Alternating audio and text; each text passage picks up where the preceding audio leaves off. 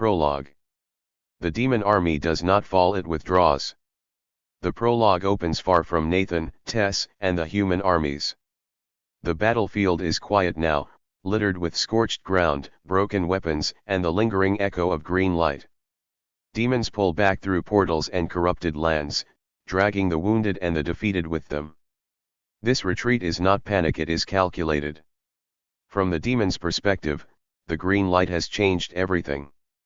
Whispers spread through their ranks about the human who survived impossible wounds, about the light that healed, destroyed, and refused to burn out. For the first time in generations, the demon army recognizes a threat it does not fully understand. Deep within a shadowed stronghold, higher-ranking demons gather. They speak of losses, of failed strategies, and of the unknown variable Nathan. The prologue makes it clear that the green light is no longer just a weapon, it is something ancient, something that should not exist in human hands. Some demons argue for immediate annihilation, others for patience and study. The retreat becomes preparation. The demon leaders begin reorganizing their forces, merging surviving armies, reinforcing strongholds, and experimenting with new tactics meant to counter the green light. Corruption spreads more deliberately now, not through brute force, but through subtle influence, mana distortion, sleeper agents, and manipulation of weaker factions. There is also unease among the demons themselves.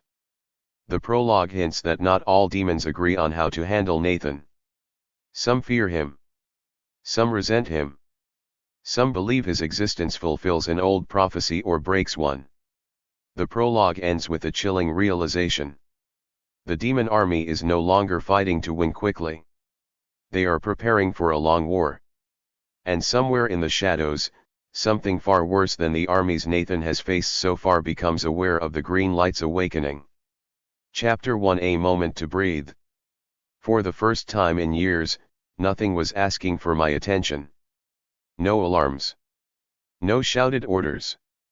No pressure in my chest warning me that the green light would be needed in the next heartbeat or the next one after that. The silence felt wrong at first. I kept waiting for something to break it. A runner with bad news. A horn in the distance. That familiar tightening in my instincts that had become as natural as breathing. But it never came. The day stretched on, calm and unclaimed, and slowly, almost reluctantly, I accepted that it was real. Tess and I left early, before anyone could stop us. No guards. No aides. No nobles pretending concern while counting political favors. Just the two of us, walking away from the camps and banners, choosing deliberately to be people instead of weapons. The town was small. Rebuilt, but not pristine. Stone walls still bore faint scorch marks, and some streets smelled faintly of fresh timber and new mortar. But there were flowers in the windows. Laughter carried from open doors. Life had returned, not loudly, not triumphantly, but stubbornly. We walked through a garden near the edge of town, where white blossoms drifted down from thin trees and gathered along the paths. I caught myself scanning rooftops and alleyways, mapping lines of sight out of habit. Tess noticed. "You're doing it again," she said, amused. "Doing what?" "Preparing to save the world." I exhaled, realizing my shoulders were tight. "Sorry." She bumped my arm lightly. "You don't have to be him today." "Him?" "The version of me forged in battle. The one," the green light answered without hesitation. I nodded, even if part of me didn't quite know how to turn that instinct off. By the lake, we sat on a low stone wall and let the water do the talking for a while. It reflected the sky in soft colors, rippling gently, uncaring of wars or demons or destiny. The quiet stretched, but it wasn't awkward. It was earned. We talked about small things. A meal Tess once ruined trying to cook for soldiers who pretended it was edible. A memory from before the war, when I still thought my biggest problem was getting to school on time. Moments that felt borrowed now, fragile in hindsight, but precious all the same. The green light rested quietly inside me. Not dim. Not suppressed. Just, calm. It didn't tug at my senses or respond to stray thoughts. It didn't hum with power or itch beneath my skin. It simply was, like it trusted this moment enough not to interfere. I realized then that no amount of training had ever brought it this much peace. Tess had. "You've changed," she said at one point, studying me with that familiar half-smile. "Hopefully for the better." She laughed softly. "You used to smile more. I used to be less responsible for the survival of multiple nations." "Details," she said. Then, more gently, "I miss that version of you sometimes.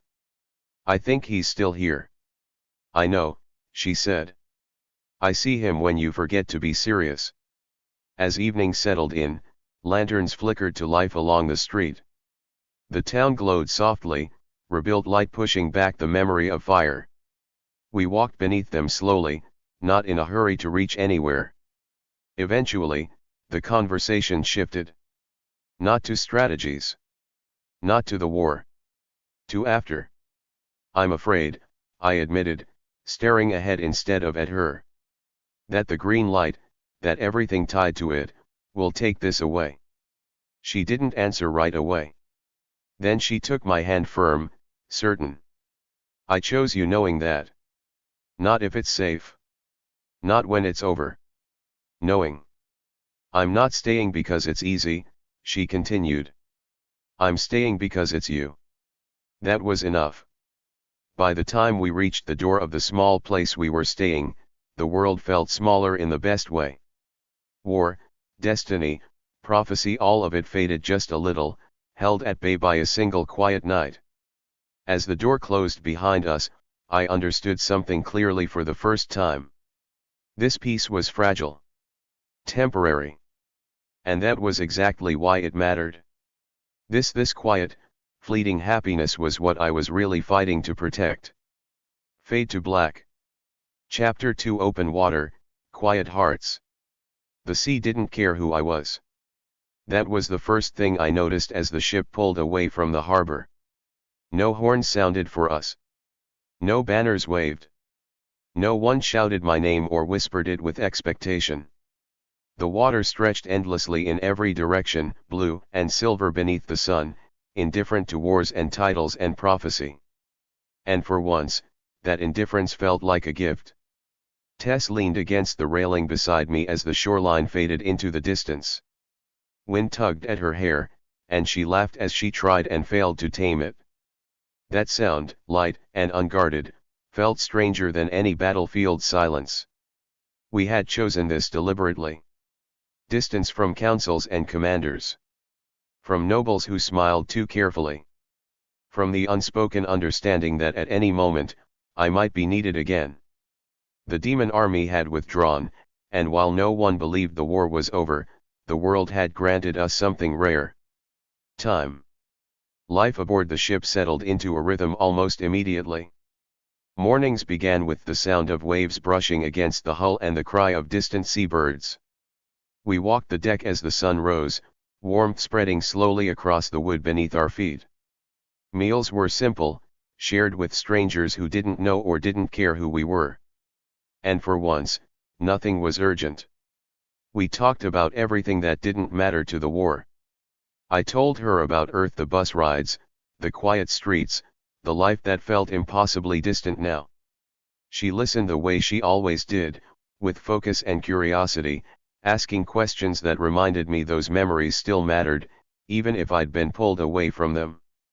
She talked about her own past, about moments during the war she'd never spoken aloud, about dreams she'd buried because survival came first. We laughed more than I expected. Sometimes at nothing at all. The green light remained still. Not suppressed. Not restrained. Just calm like the ocean itself. It didn't react to stray thoughts or emotional spikes. It didn't ache to be used. It felt, content, as if it understood this rest wasn't weakness. That realization stayed with me. At night, the ship creaked softly as it cut through dark water. Lantern light swayed in the halls, and the world narrowed to quiet footsteps and familiar presence.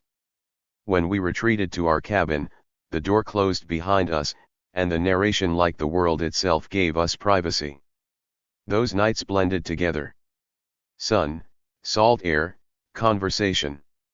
Darkness, closeness, quiet reassurance. Each day smoothed the sharp edges left by battle. Each night reminded me I wasn't carrying this alone. I knew it wouldn't last. The war hadn't ended. The demons hadn't vanished. Somewhere beyond the horizon, forces were watching, waiting, adjusting. I could feel that truth even as the sea remained peaceful. But this peace was real. Earned. One evening, as the sky burned orange and violet, Tess joined me at the railing. The wind was gentler then, the water calm, reflecting the dying light like glass. She didn't say anything. She didn't need to. I watched the horizon stretch endlessly ahead of us and understood something with quiet certainty. This calm, these shared moments, this life we were briefly allowed to live was not an escape. It was an anchor. And when the storm returned, it would be what kept me standing. Chapter 3: Rival on the Waves. The calm of the open sea was deceptive. Tess and I had spent days letting the ocean settle our minds, letting the rhythm of waves smooth the sharp edges the war had left behind. For a while, I allowed myself to believe the world could just pause. And then he appeared. Drake. Smirking, casual, as though he belonged here as much as the wind and the water. My chest tightened automatically, a mixture of irritation and anticipation. He'd haunted me since my first day in Canthar. Sharp eyes, sharper words, and an ego that never quite fit in my world. You, he said, nodding once toward me, ready to see who's really better. I knew immediately that this wouldn't be a fight like any other. Drake's challenge came with its signature arrogance: the winner must admit the other is better. I gritted my teeth and accepted. My control over the green light was steadier than ever, and my coordination with Tess, our bond, honed through battles, training, and trust, gave me confidence. This would be a spar, not a life-or-death struggle. The duel began. Agility first. We moved across the deck like predators circling. Drake was fast, but predictable, his strikes precise, his balance flawless. I let the green light respond subtly, just enough to enhance reflexes, smooth my footing, sharpen my timing while staying careful not to reveal its full potential. Tess watched from the side, giving small tips, reminding me to anticipate his stance changes. Every glance, every word from her was a tether, keeping my mind calm, keeping the green light steady. I managed to land clever maneuvers early, catching him off guard, forcing him backward with a combination of skill and subtle mana-infused strikes. For a moment, it felt like I had the upper hand. I could almost claim victory. Then, Drake smiled. That smirk. And just like that, he triggered something I hadn't seen coming, a blinding spell. Light exploded in my eyes, turning the world into a chaos of shapes and shadows.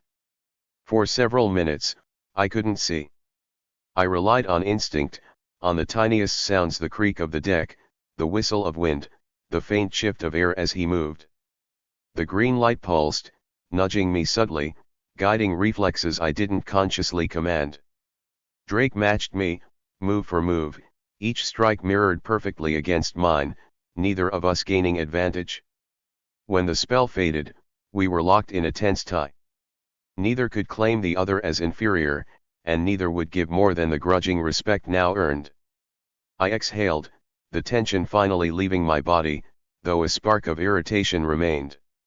Drake was still here, still a rival, and the sea, calm though it seemed, reminded me that challenges never truly vanished. Tess met my eyes and smiled, a mix of relief and amusement. I returned it, shaking my head. Even in moments of quiet, there were lessons to be learned, and the green light, powerful though it had become, still had limits, especially when faced with cunning, unpredictability, and sheer rivalry. The sun reflected off the waves as if nothing had happened, the sea serene and endless once more. But I knew better. Drake was here. And he would be watching. Chapter 4 Words and Laughter. After the tension of sparring with Drake, Tess and I found a rare quiet moment on the ship's deck. The waves lapped gently against the hull, the wind soft, the sun dipping low and painting the sky in golds and pinks. For the first time in days, I could feel my shoulders unclench, my mind slowing down, letting the green light rest instead of surge. Tess nudged me playfully, breaking the comfortable silence. "You know," she said, grinning, "on Earth, they say someone passed with flying colors. Here, they say passed like a smashed bore. Isn't that ridiculous?" I couldn't help it. I chuckled a real laugh, light and easy, almost foreign after weeks of tension and battle. It felt good. Free. We spent the next while trading small jokes, teasing each other over training mishaps, and recalling moments from the early days in Canthar. Even the dangers we faced seemed a little less heavy when we could laugh at them, when we could share the absurdity of this strange, chaotic world. Amid the laughter, I felt the bond between us strengthen. It wasn't dramatic or loud, just quiet, natural, the kind of closeness that grows in moments like this. Every glance, every touch, every shared smile was a tether, reminding me of why I fought, why I endured, why the green light responded to more than fear and desperation. By the time the sun slipped beneath the horizon, Tess and I were leaning against each other, watching the waves stretch to meet the sky. The warmth of the moment settled over me, a calm pause in a world that rarely allowed peace. And for a little while, I let myself just be Nathan. No battles, no demons, no expectations, just alive, just here, and just with Tess. Chapter 5 Whispers in the Wind. For a while, the voyage felt almost unreal. Tess and I moved with the rhythm of the sea, the sun warming our faces, and the gentle sway of the ship beneath our feet. For the first time in months or maybe years, I could breathe without anticipating danger at every turn. We laughed, we talked quietly about everything and nothing, and I let myself believe, even for a short while, that the world had paused. That maybe, just maybe, the war, the demons, and the weight of what I carried could exist somewhere far away from this moment. But the sea has a way of reminding you that calm is always temporary. I noticed it first in the wind, subtle, almost polite, brushing across my skin with a chill I couldn't explain. My instincts prickled. Tess looked up, her hair brushing against her cheeks in the sudden gust. I could see it in her eyes, the same awareness that made me shift uneasily. Something was coming. The horizon darkened slowly at first, an unnatural gradient in the blue sky. Clouds rolled in with strange density, and the waves began to rise, not violently, but with intent, as if testing the ship, testing us. I could feel the green light humming beneath my skin, more responsive than it had been in days. It wasn't flaring wildly, it was calm, aware, listening.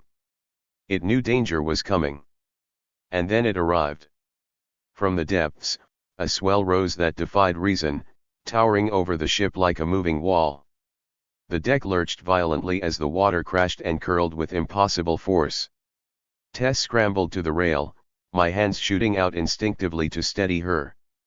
The green light flared at the edges, instinctive and wild, pulsing with my heartbeat, echoing my fear and urgency.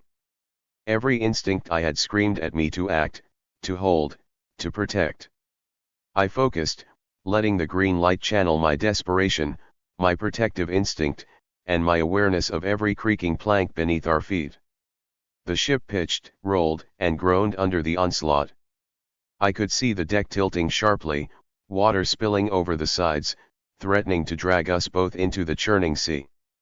My lungs burned as I braced, calling on the green light to stabilize more than myself, Tess, the rails, the ship itself. It responded, spreading like a second heartbeat, a steadying force that wrapped around us both. The swell hit with a deafening crash, but we held. Somehow, miraculously, the vessel survived the impact. When the wave finally receded, leaving the ship swaying gently in its aftermath. Tess and I stood frozen, gripping the rails, breath ragged, hearts hammering. Neither of us spoke at first. Words felt unnecessary, impossible to capture what had just happened. I could see the reflection of the green light fading faintly beneath my skin, settling into a steady hum. It was aware. It remembered. And I realized, more than ever, that it responded not to raw force, but to urgency, to bond, to the emotional stakes that mattered most. The rest of the day passed slowly. The ocean seemed to hold its breath, the sky clearing in hesitant patches of gold and pink. Tess and I moved quietly, sharing small glances, her hand brushing mine for reassurance, my presence anchoring her. We talked in whispers, sharing observations about the swell, the strange timing of the storm, and the subtle warnings the sea seemed to give. Each conversation was a reminder that even on a journey meant for calm, vigilance could not be forgotten. By evening, I climbed to the railing again, Tess beside me, both of us watching the horizon stretch endlessly ahead. The green light pulsed faintly in response to the subtle sway of the ship, steady and obedient now, almost contemplative. I thought about the world we had left behind, the cities burned, the soldiers fallen, the demons waiting somewhere out there, and the fragility of the peace we had carved for ourselves. The waves were beautiful, hypnotic, almost kind, but I knew the calm was temporary. Even in this serenity, there was a lesson. The green light was not just a weapon, not just a tool for survival, it was a reflection of me, of what I loved, what I feared, and what I was willing to fight for. Every pulse, every flicker, reminded me that my connection to Tess, the bond we had built through fire and danger, was as vital as any training or magic. Without it, I might not have survived the wave. With it, I could face anything, even the ocean itself, if it chose to test me again. As the stars began to pierce the sky, Tess leaned against me, quiet and warm.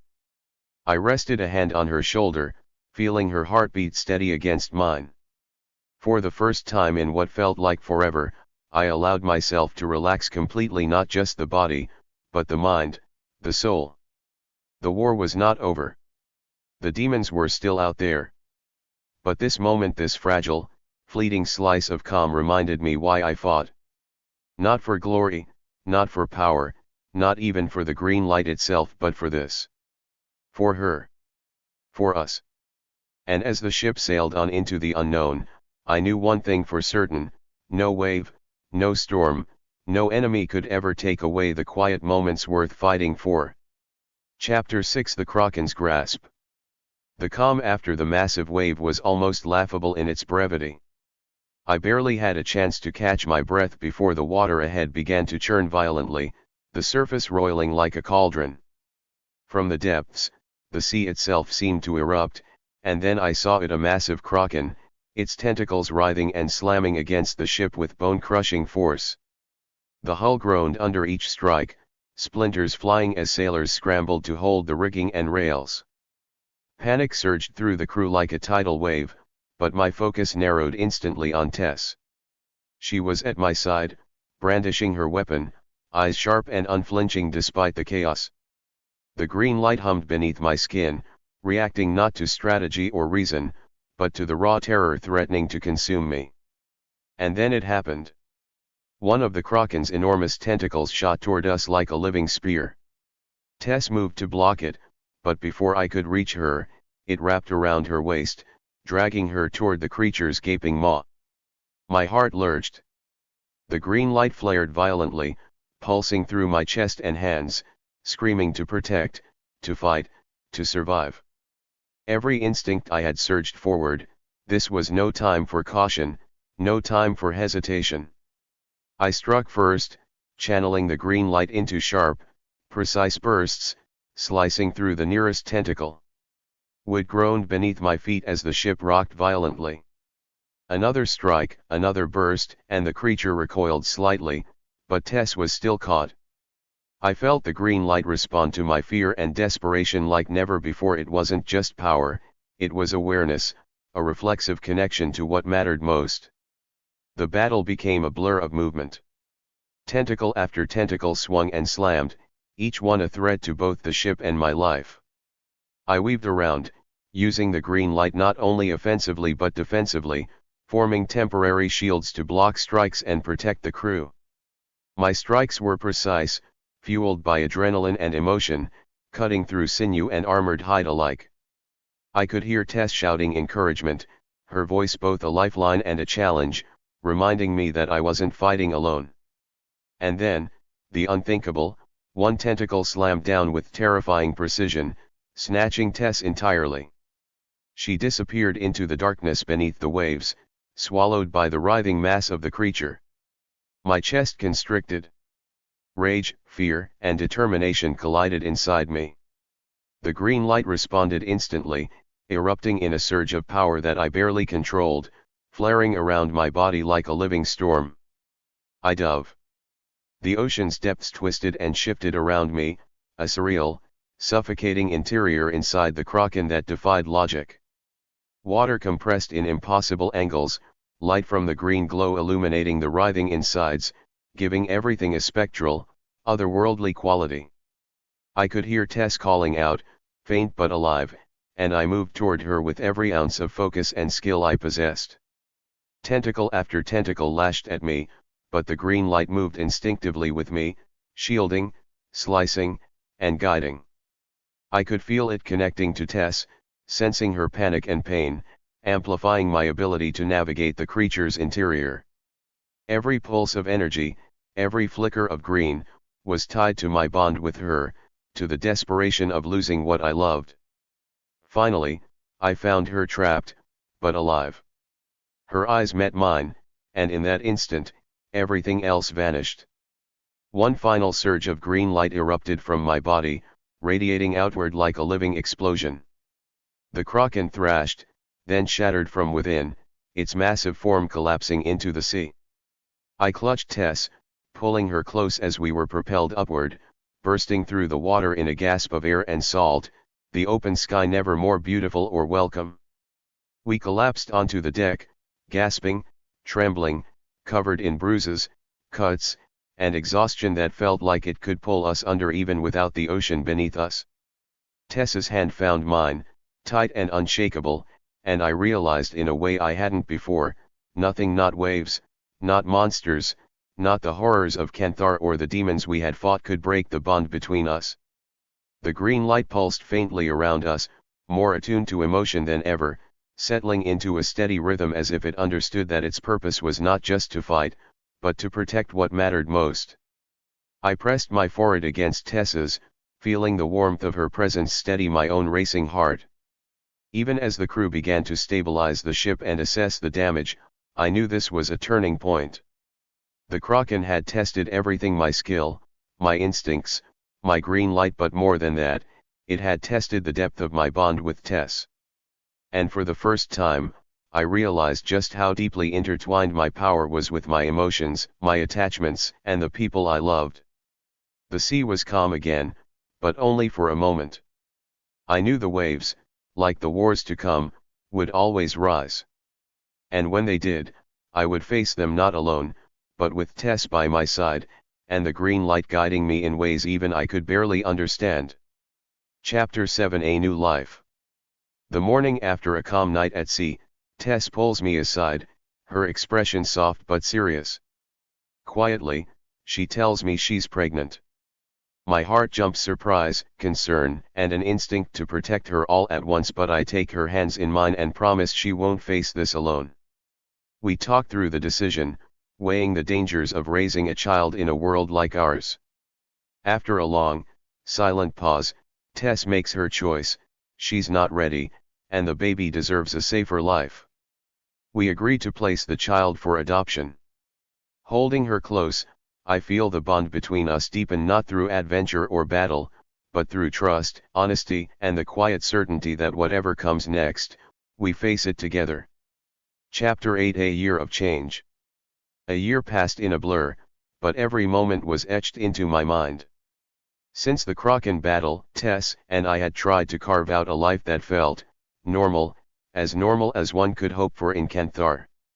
Using our earnings from quests, the sale of the Kraken, and a careful string of trades, we purchased a quiet, well-hidden house tucked away from prying eyes and ambitious nobles. It wasn't grand, but it was ours, a sanctuary where we could finally breathe, laugh, and sleep without the constant threat of battle hanging over us. The first months were strange in their simplicity. I spent mornings training, practicing control over the green light while Tess watched, teasing me when I became too intense. We experimented with new exercises, testing the limits of the power I had nearly mastered in battle, trying to push it further without the chaos of a battlefield. Tess guided me as much as I guided her, showing me how subtle gestures, words, or emotional focus could stabilize or amplify the green light. Outside training, we explored our little town cautiously, shops, gardens, and even a small market where I could almost forget that the war wasn't over. Midway through the year, Tess gave birth to our daughter. The memory still feels surreal, the hospital room, the tiny, perfect life in her arms, and the flood of emotions I could barely name. We held her together, marveling at the softness of her skin, the tiny fingers that grasped ours instinctively, and the fragile breathing that made every second feel sacred. And yet, in that joy, there was an undeniable ache. The world we lived in was dangerous, unpredictable, and far from safe. We knew we could not give her the life she deserved, not yet. So we made the heart-wrenching choice to put her up for adoption. I can still feel Tess's small hand clutching mine, our silent agreement passing between us in a single squeeze. Saying goodbye was unbearable, every instinct screamed to keep her, to protect her, but we reminded ourselves that love sometimes means letting go. And in that decision, we found a different kind of strength. We knew we had done the right thing, even as our hearts ached. The year was not just about loss and difficult choices. It was also about growth. Tess and I trained harder than ever, combining our abilities, refining techniques, and learning to work as a seamless team. The green light had changed.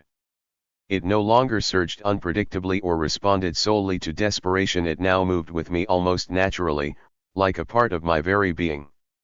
Small feats became second nature, healing minor injuries, sensing mana flows, subtly enhancing soldiers during training simulations. Tess's presence remained the anchor I could always rely on. Her laughter, her touch, her voice, all of it steadied me. I could feel the green light responding to her, to our bond, as much as to danger itself. We also spent long evenings talking, not about battles or strategy, but about life, hopes, and the future. I realized how much I had changed since being summoned to Canthar, how different my fears were, and how much Tess had become not just my partner in war, but my partner in life. We dreamed together of quiet moments, of children, of a home where the world's chaos didn't seep through every window. Those conversations gave me clarity, perspective, and the quiet joy that comes only when you feel truly seen. As the year drew to a close, I finally felt ready to take the next step. In a small, private moment in our garden, with the green light glowing faintly around me in response to my heart, I knelt before Tess. Words came easier than I expected, carrying every emotion I had held in for so long. She didn't hesitate. She said yes, her eyes shining, her hands covering mine. In that instant, despite the dangers, the war, and the past year's pain, we felt something eternal: hope, love, and a future together. Even as we celebrated our engagement quietly, I knew the world outside our sanctuary had not slowed. The war still simmered, demons still gathered strength, and the attention the green light drew had not diminished. But for 1 year, Tess and I had claimed our own peace.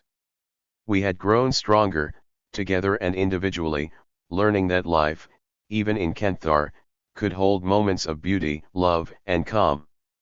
And I knew, deep down, that the green light, our bond, would carry us forward, no matter the dangers to come. Chapter 9: Reunion and Wedding Planning. Life had taken on a rhythm I hadn't expected, one that wasn't dictated by alarms, battle orders, or the constant pulse of the green light. Tess and I had begun preparing for our wedding, a rare moment of joy and normalcy in a world that rarely allowed either. Even in Canthar, where danger lurked in every shadow, we found ourselves caught up in the small, human details, choosing the location, deciding on decorations that wouldn't draw attention, selecting food, and laughing over invitations written in careful script. Planning a wedding felt almost foreign, but every step reminded me how much Tess and I had built together, a life worth celebrating, even amidst chaos. Amidst the flurry of planning, I received news that made my heart stop. My mother Judy Thrush had been summoned to Canthar as well. 2 years after I had been pulled into this strange world, she had arrived, alive and seemingly well. The thought of her presence was overwhelming. Emotions collided inside me, relief that she had survived whatever unknown process had brought her here, disbelief that our paths in this other world could intersect again, and a joy that I hadn't realized I'd been holding my breath for. The day I finally saw her was surreal. She stepped through the streets of the city, slightly older, carrying the same warmth I remembered from home, her eyes wide with wonder at the strange world she now inhabited. For a moment, I could hardly move, my chest tight with the force of seeing someone I had feared lost forever. And then she smiled. That smile broke through years of fear and uncertainty, anchoring me.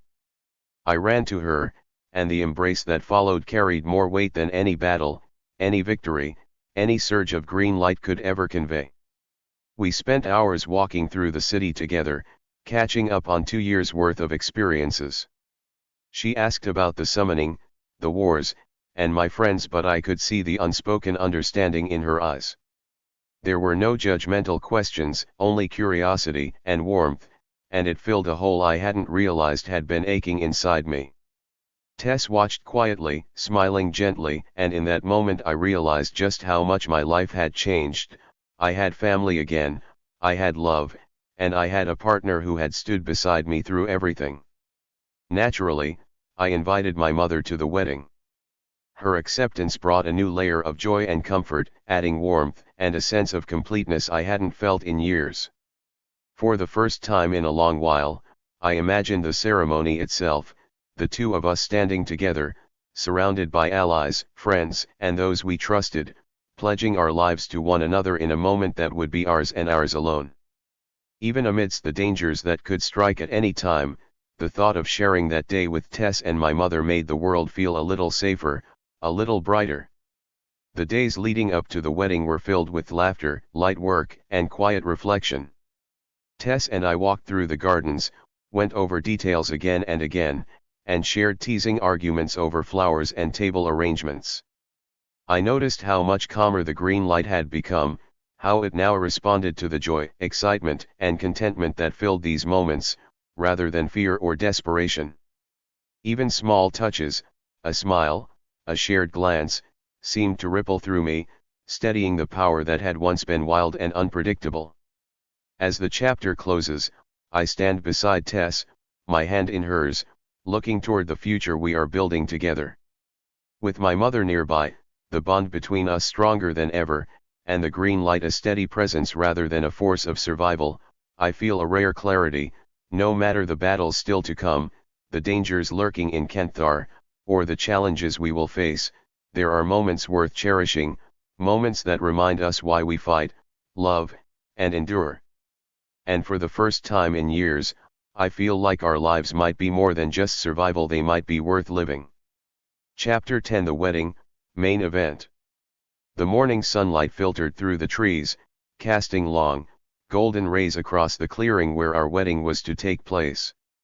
Every detail had been carefully arranged, flowers that shimmered faintly with magic, banners that danced in the soft breeze, and a gentle hum of enchantments to keep the area private and serene. It was a place that felt both like Canthar and like home, a bridge between the life I had lost and the life Tess and I were building together. Friends, allies, and family began arriving. Elena and her army took their places near the edges, standing with quiet pride as they observed the ceremony. Guild members mingled with nobles, their faces reflecting relief and happiness, having seen me grow and survive through impossible battles. And there she was, my mother, Judy thrush, her eyes bright with pride and warmth, a presence I had longed for since the day I was summoned.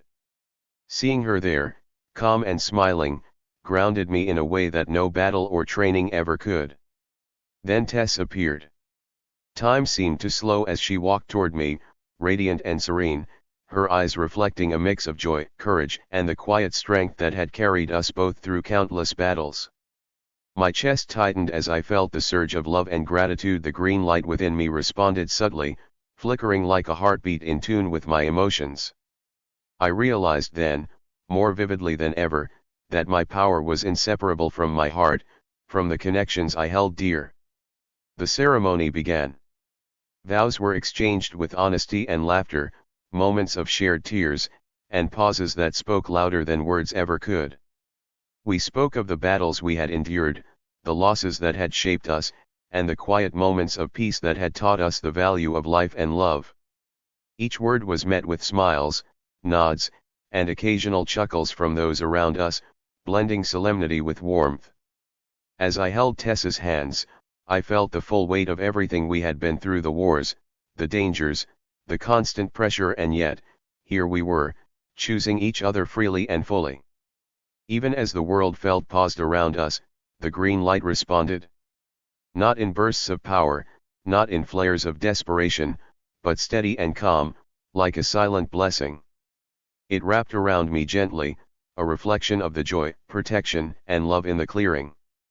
I could feel it resonating with Tess, with my mother, with every ally and friend who had stood beside me through the chaos. It was a reminder that the light was no longer just a weapon or a survival tool, it was part of our shared lives, a presence tied to our hearts and our bonds. After the ceremony, Tess and I slipped away from the crowd, walking hand in hand along the glowing forested paths. The air was warm, scented with flowers and the faint tang of magic. Every step felt lighter than the last, and for the first time in years, I wasn't calculating threats or anticipating attacks. We laughed quietly, shared soft words, and simply existed together, letting the relief and anticipation of our future settle into our bones. As the sun dipped below the horizon, painting the sky with soft pinks and golds, I held Tess close. The green light pulsed faintly around us, steady and comforting, like a heartbeat shared between us. I realized that this moment, this calm, this love, this connection was what I had fought to protect all along. It was fragile, yes, but it was real, earned, and worth every battle. The chapter closes with us standing together in silence, the world stretched out around us, knowing that adventures would come again, challenges would test us, and the green light would call us to action. But for now, we had this, love, family, partnership, and a rare, beautiful pause, a moment to breathe, to cherish, and to simply be alive. Chapter 11. After Wedding Dinner. The after-dinner gathering was small but warm, held in a cozy hall near the wedding clearing. Candles flickered gently along the walls, casting soft light that mingled with the faint magical glow lingering from the ceremony. For the first time in what felt like years, I could breathe without planning, calculating, or worrying about the next battle. Tess squeezed my hand under the table, a quiet reminder that I didn't have to face the world alone. Laughter echoed around us as friends and family shared stories, some funny, some embarrassing, some surprisingly tender. Elena recounted a training mishap where I had tripped over my own feet during a mock drill, earning a chorus of good-natured laughter. Tess rolled her eyes, teasing me softly, and I couldn't help but smile, feeling the lightness of the moment sink into my chest. My mother, Judy, sat quietly observing, her eyes bright and proud, occasionally nodding at small details only she would notice, the way Tess laughed, the way I tried to hide a blush, or the way our hands remained intertwined. Between courses, Tess leaned closer to whisper a private joke about the ceremony, making me chuckle despite the warmth of my cheeks. These moments, so small, so ordinary, were extraordinary in their own way.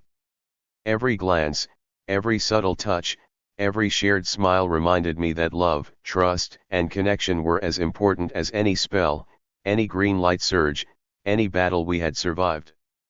The green light hummed faintly beneath my skin, steady and calm, as if acknowledging the peace, the happiness, the bond that now tied us together. As the evening went on, the stories shifted from light-hearted moments to reflections on the battles we had endured. Soldiers recounted moments of terror that had become triumphs, guild members shared unexpected victories, and even some nobles admitted how Nathan me had surprised them all. Amidst it, I noticed Tess laughing softly at one story, leaning into me for support, her presence grounding me. I realized that even in a world brimming with danger, moments like this were essential.